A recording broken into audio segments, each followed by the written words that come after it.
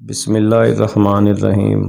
مقام حضرت ہارون علیہ السلام۔ اس پہاڑ کی چوٹی پر سفید عمارت کے بارے میں خیال کیا جاتا ہے کہ حضرت ہارون علیہ السلام کی قبر ہے، جو حضرت موسیٰ علیہ السلام کے بھائی تھے۔ یہ وادی پیڑا کے قریب پہاڑ ہور کی چوٹی پر واقع ہے۔ اسے 13ویں صدی میں مملوک سلطان النصیر محمد نے بنایا تھا۔ قرآن پاک میں ہارون علیہ السلام کا نام 20 مرتبہ آیا ہے۔ بائبل میں اسے ہارون کے نام سے جانا جاتا ہے۔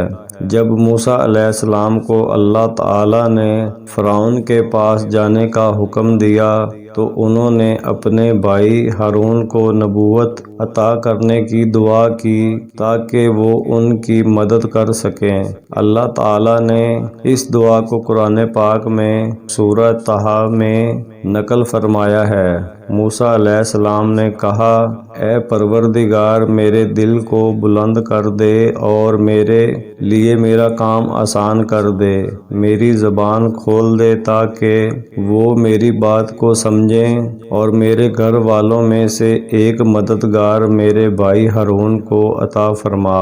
اس کے ذریعے میری قوت میں اضافہ فرما۔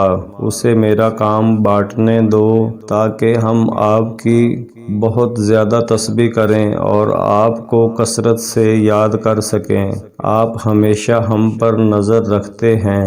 ہارون علیہ السلام ایک باصلاحیت مقرر تھے اور اکثر حضرت موسیٰ علیہ السلام کے لیے بولتے تھے۔ جو تقریر میں رکاوٹ کا شکار تھے، وہ بڑی حد تک بنی اسرائیل کو عبادت کا طریقہ سکھانے کے ذمہ دار تھے، جیسا کہ اس وقت کی تورات میں بیان کیا گیا تھا۔ اسلام کا خیال ہے کہ ہارون علیہ السلام نے بنی اسرائیل کو سونے کے بچھڑے کی پرستش کرنے میں کوئی حصہ نہیں لیا، بلکہ وہ مغلوب ہو گئے تھے اور اسے اپنے لوگوں کی طرف سے قتل کرنے کی دھمکی دی گئی تھی۔ جب حضرت موسیٰ علیہ السلام پہاڑ سے واپس آئے تو انہوں نے فوراً حضرت ہارون علیہ السلام پر الزام لگایا اور ان کی داڑھی پکڑ لی، لیکن حضرت ہارون علیہ السلام نے پھر وضاحت فرمائی۔